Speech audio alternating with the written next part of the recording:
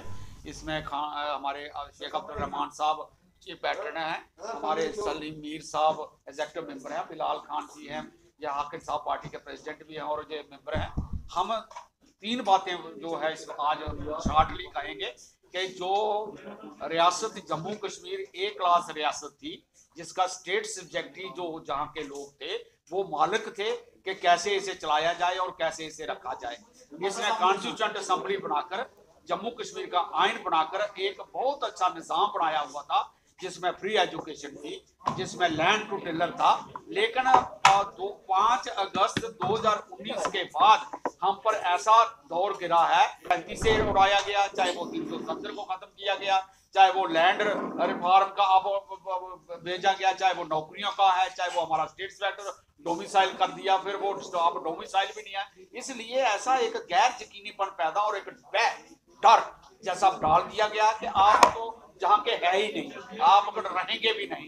और हो सकता है कि इस तरीके से हमारा कल्चर भी बदल जाए, हमारे चाल ढाल भी बदल जाए, हमारी पढ़ाई भी ना हो, हमारी जायदाद भी नहीं रहे, और जो चुग्गी कल्चर कहीं नहीं है जम्मू कश्मीर में, वो चुग्गी कल्चर बनना शुरू हो जाए। 45 को दस्तखत किए हैं, लेकिन वो कंडीशनल था।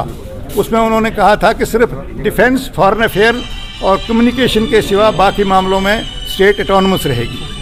उसके बाद कॉन्स्टिट्यूशन ऑफ इंडिया, जिसके तहत जम्मू कश्मीर को इसका अंग करार दिया गया, उसमें 370 डाल करके इसको कुछ पावर्स दी गई।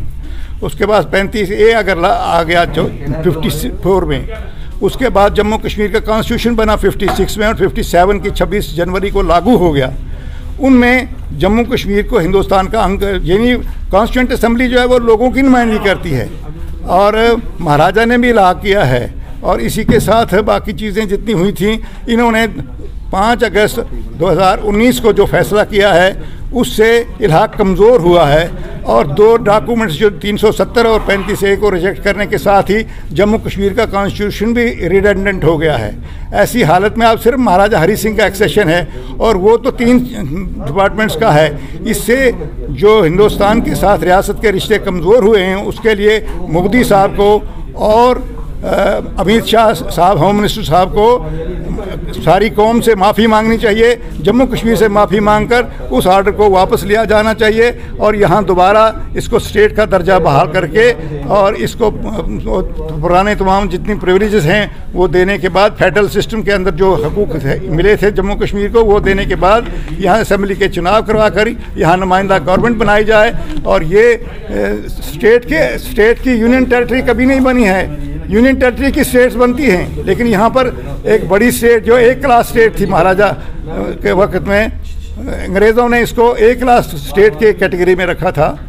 ऐसी हालत में इस सारे मामले को उल्ट पलट करना जो है, इससे मुल्क को नुकसान पहुंचा है, इलाहा कमज़ोर हो गया है। उसको कमज़ोर करने की एक साजिश हुई है और उसको अनडन किया जाना चाहिए। और साथ ही सुप्रीम कोर्ट से हम ये मुतालबा करते हैं कि सुप्रीम कोर्ट में ये मामला ज़ेर गौर है, इसके बावजूद ये पंचायतों की कौंसिल बना रहे हैं, बोर्ड की कौंसिल बना करके 14 असम्बली सीट बना ली हैं। और 14 असम्बली सीट्स क्या हैं, इरेशनल तरीके से दिमाग अप्लाई किया नहीं।